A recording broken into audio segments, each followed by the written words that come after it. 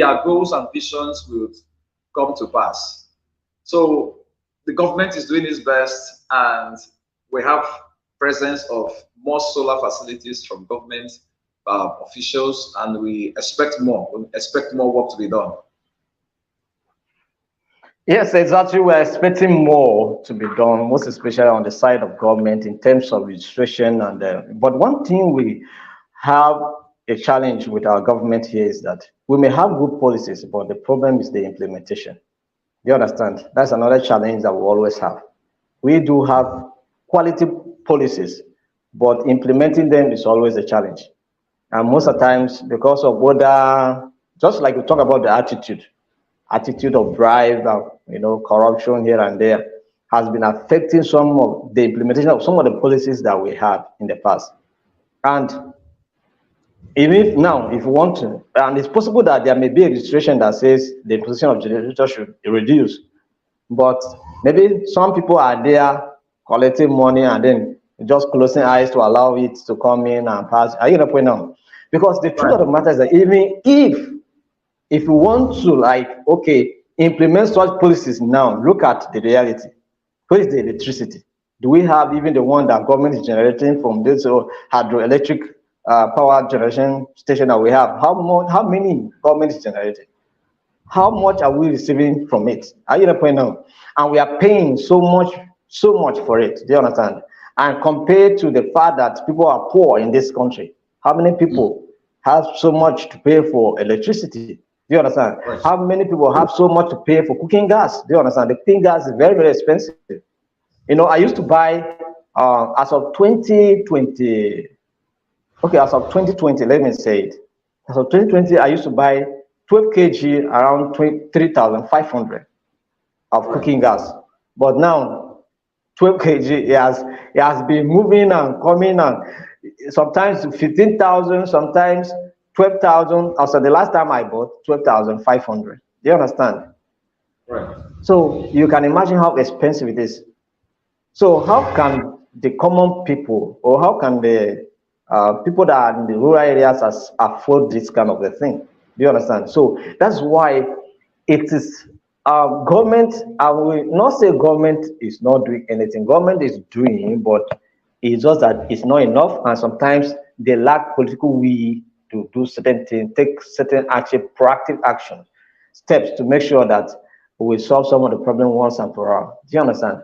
So, in as much as we have said government is doing, much is still needed on the side of government in terms of administration, in terms of implementation of those policies and programs of government. And then the attitude of the people, just as you have said, we have, if we must cut down the trees, fine, because we have other things that we do with trees, all right, like construction, like buildings, like roofing, and all of those things, and other stuff like furniture activities they have to do with wood. If we must for trees, we must make effort. People must be educated to make effort to replant. Do you understand? Plant trees. Once you fail to plant, and so I think by so doing, then we'll be able to deal with these issues. Now, but before we call it a day, let me ask, what impact do you think climate change have on the health of the people? I think you mentioned something like that, but I want you to just lay emphasis on what health impacts we are going to see from climate change, or the impacts of global warming, or the emission of greenhouse gases that we have been talking about, the impact on the lives and the health of the people. I just want you to lay more emphasis on that so that people can hear and know the dangers that are involved. When you are doing this, you cook and enjoy, but at the end of the day, know that this is the impact that you are going to go and pay serious bills in the hospital to treat yourself. I get a point on. So just let's get more points to emphasize the impact of all of these climate issues on health.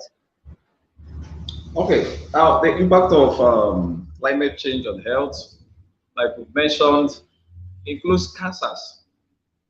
Some of the cancers we see in society today as a result of terrible ultraviolet rays coming from the sun. And I must tell you, cancers are everywhere.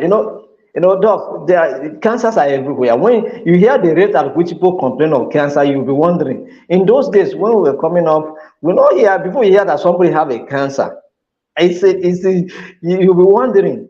You know, it They'll was say, very rare for you to hear that somebody have cancer. But nowadays, just everywhere, cancer, cancer of this, cancer of that, cancer of this, is too rampant. right, right, and that is very, very, very, very terrible, because this impacts the cells of the body, and once it's impacted, it's a problem. So it's a challenge which we must take very, very seriously. So the impact of climate change is something that we cannot overemphasize. A whole lot of things, choleras. For example, we have an outbreak of cholera in Nigeria today. In fact, one of our pastor friends was communicating us. He said he took his children to the hospital as a result of cholera. Because we say one thing leads to another thing. Okay? For example, deforestation. People living in the upper lands who make their plants, their crops with chemicals, synthetic fertilizers, and all those things. And there are no trees, to wage the leaching of these chemicals to the water lines. You now see that because the forests are not there, the trees are not there, when the rain comes, it leaches, it washes all the fertilizers, it washes all the chemicals from one particular farm or one particular community into a stream, poisons the stream, and flows down to another community. Innocent people will come, take from the water, drink, you hear deaths in the community. People, the fishes that inhabit the waters will die. So we see that all these things are impacting us in one way or the other. We've talked about the cancer, we've talked about the cholera, we've talked about the impact in the what do you call it, the aquatic life cycle, where these fishes die. When the fishes die, it has impacted us. There will be hunger in the land, and some of them that you will be fishing are already poisoned. They are sick. They are not good for. They are not edible anymore. But we don't have choice. We get them, bring them to the market, and we, migrate poisons from one point to another point. So there are a whole lot of issues that concerns this. The fact remains that we must understand, for example, some pests, which are supposed to be in the forest also, will have to migrate to our houses. Something happened in my compound in the village where somebody did a thorough cleanup and got 13 snakes of different colors under his rug. 13, not 3, 13 living with him for years. He did not know. That was because the natural habitat for this has been impacted, and they need a safe place to stay. So we see that there are a lot of issues we need to sort through what we're talking about. So we need everybody to understand that our life is not just in the hand of God, but a direct impact of what you and I do every day with our environment. Thank you, sir. All right, thank you very much, Doc. Let me take a question from the comment section. Somebody commented here. He's asking a question. That is a question from Alabi Salihu. He is asking, how can we link global warming to the farmers' herders crisis in Nigeria? That's a question Salihu is asking. How can we link global warming to the herders farmers crisis in Nigeria? Okay. Now, the correlation between the herders and farmers with regards to global warming. Now, there are seasons when the herders would need to come down south, using Nigeria geography as an example. Now, in the Sahel regions, of course, during the rainy season, we have a different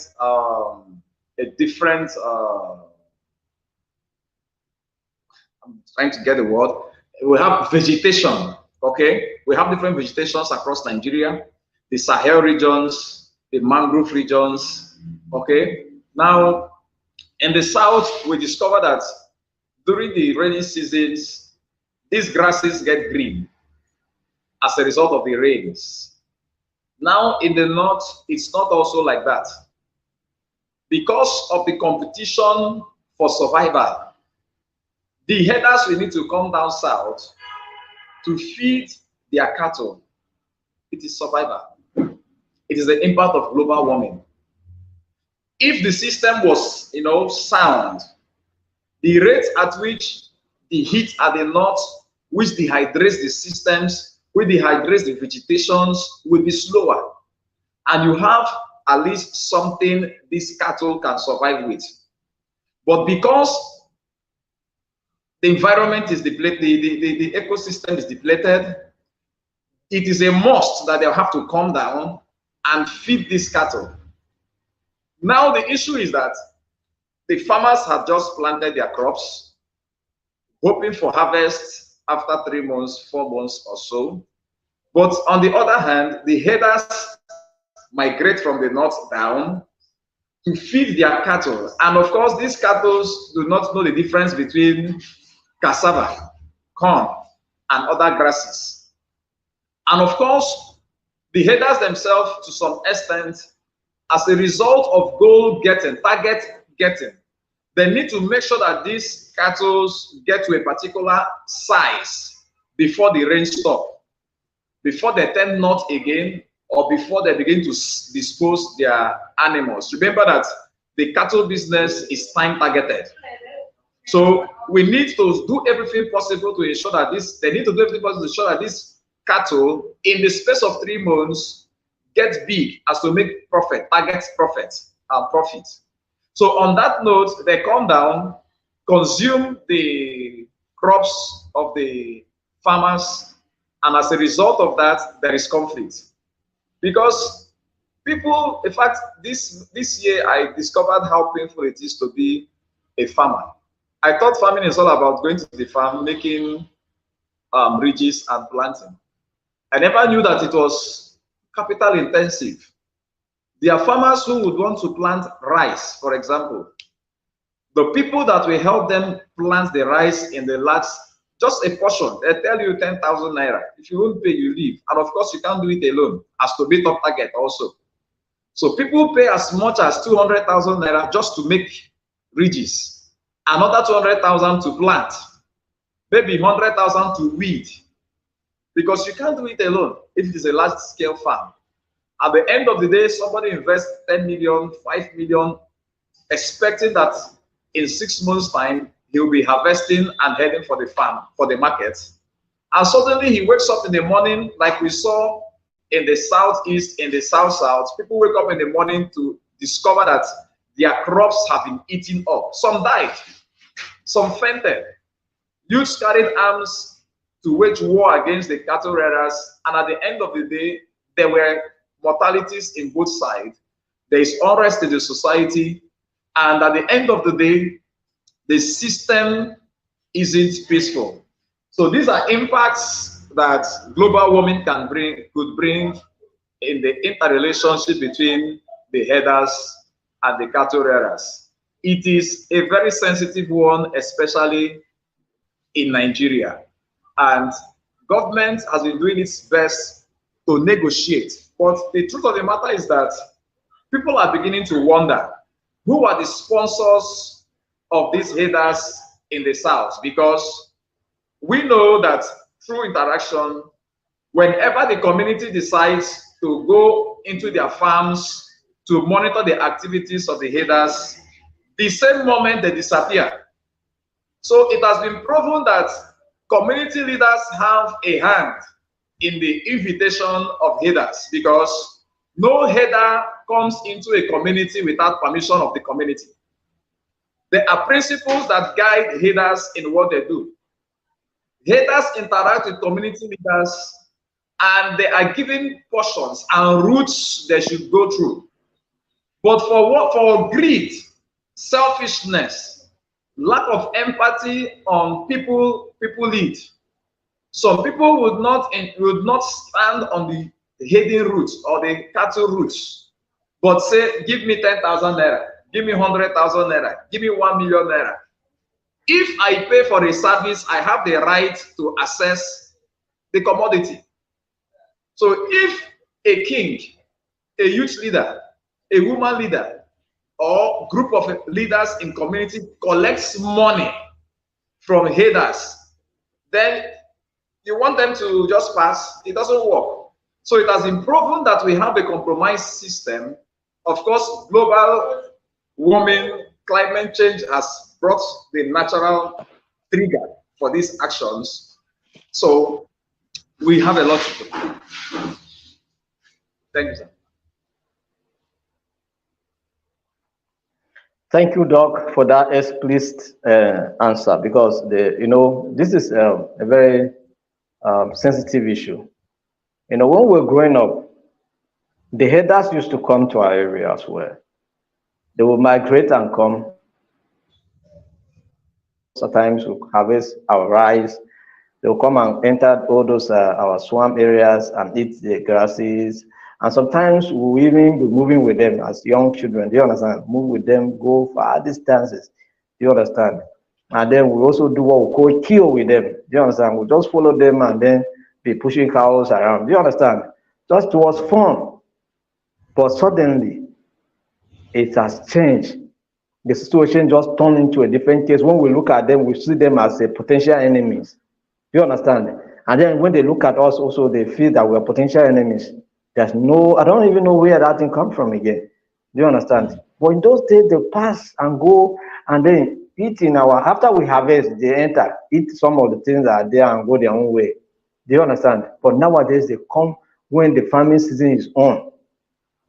But in those days, they used to come when we are about to harvest or harvest things, we are harvesting or are done harvesting. They'll come and stay that period until, down south, even during dry season, you see the grasses are still looking fresh and all of that. So they will come and then eat at that period. When the rainy season is coming back, they return back to the north. Do you understand?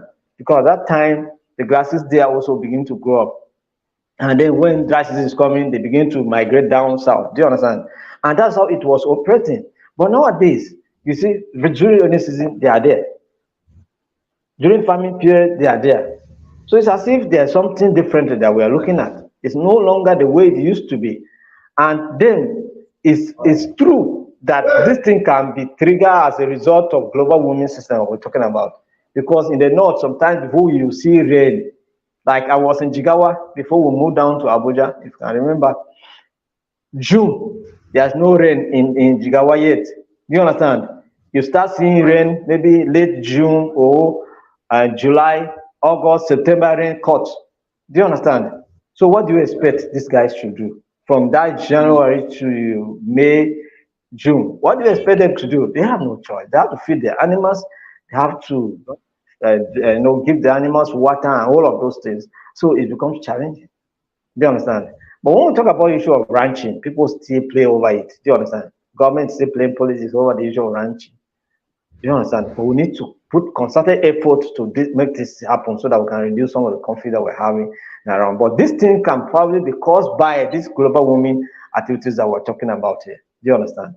So I thank you so much for that wonderful response. And but as a word of advice to Nigeria concerning this issue of global warming, emission of greenhouse gases and everything, and the impact of all of it that we have discussed here, what kind of advice are you going to give on the government in Africa, and then the people generally, how they should conduct themselves to make sure that we enjoy what God has blessed us with, and at the same time, we know we're talking about sustainable development as well as sustainable peace. And then while we are enjoying development, we're also enjoying the peace that God has blessed us with. Okay, thank you very much. I encourage the African government to adopt sustainable systems that ensures the reduction of carbon emission to the environment. I encourage them to adopt alternative energy systems which we refer to as greener energy, as this is core to economic, social, health, environmental sectors in society. One sector in society impacts the other, but energy is the core of everything. Without energy, we cannot run our schools, we cannot run our engines, we cannot run our day-to-day life. So my word of advice is that we switch into greener energy, as this will keep our environment safe. If our environment is safe, the health sector would not be having a lot of challenges. If our environment is safe, our economy will fly. If we have access to renewable energy, remember that this can function, can run 24 hours without noise. They can run 24 hours without obstructions, except on rare basis, therefore increasing the economy of the nation ×3 in a very short period of time. So greener energy is the way to go. Nations have adopted it, they are flying high, and they are being the envy of the globe. So we should switch in on time. What matters now is when to switch in. We shouldn't switch in late. We should switch in on time, ensure that by 2030, the goal of making Nigeria, the goal of making Africa green is achieved. And to everybody in the society, I want us to adopt these systems. Let us go for solar-powered televisions, solar-powered items. Let us go for solar systems. Let us, adopt. I know it's a gradual thing. Then to community leaders, we can run this as projects. Provide these facilities, distribute them to the environment, distribute them to the people in the community, and gradually, through systematic means, collect the funds for this, because it will help us to be safer. If there are electricity everywhere, crime will reduce. Automatically, wherever there are stable street lights, people will not be smoking in the night. People will not be raping people in such areas. Naturally, crime would be reduced to the lowest minimum. Nightlife will come again. People can, catch some fun, spend their monies as they want to spend in the night or whenever, and at the end of the day, at a lower cost. In my area, people buy cool beer, cool drinks, and pay for the chilling. If malt is 350 naira, people say it's 500 naira because it is chilled. If you don't want chilled one, it is 350 naira. So we can see its impact around all of us. So I encourage us to go greener, and we'll build a greater nation. Thank you very much. Thank you very much, Doc. And before we go, let me take a comment from Simeon Abrams, Eke. He said the Nigerian people are ready, but the Nigerian government is not ready. The economy downtown and the government not coming out with great ideas to turn around the economy is a serious issue. Everything here is mostly done by the private individual. And registration is not the only aspect as advocacy that can be done. So, Simeon, we thank you very much for your contribution and making your voice to be heard. We appreciate those of you that have joined to be part of this program. You made the program colorful, and we know that we're not wasting our time, because in one way or the other, you have learned something, and we are going to implicate what we learn here in our society and in our personal lives. Doc, it's we are grateful. We are grateful that you are taking your time to be part of today's program, and the sacrifice you are making to make the Institute voice to be heard as well. We appreciate you for being a true ambassador of the Institute. Thank you so much for your sacrifice, and thank you for your time as well. Thank you. God bless. All right, thank you, sir. So once again, the program is brought to you by the Institute of Global Peace and Conflict Management. Institute of Global Peace and Conflict Management is a professional institution, and we have series of activities, peace clinic, we have free education training, as well. You can also take part of that. And then we have our inductions coming up for those of you that want to be members of the institute and contribute to make our society and our globe better. You can take steps to become part of the institute as well. And by so doing, you can visit our website, www.igpcn.com.ng, to reach out to us or know what we are doing. Or you can reach us on 08077987757 to also know what is going on. And so you can chat us on WhatsApp as well. We can respond. And you can also follow us on our Facebook page, on our Instagram page, on our Twitter, on our YouTube, on our